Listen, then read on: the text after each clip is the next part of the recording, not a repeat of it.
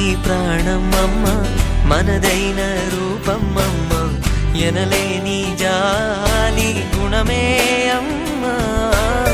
నడిపించే దీపం అమ్మ, కరుణించే కోపం అమ్మ, వరమిచ్చే తీపి శాపం అమ్మ.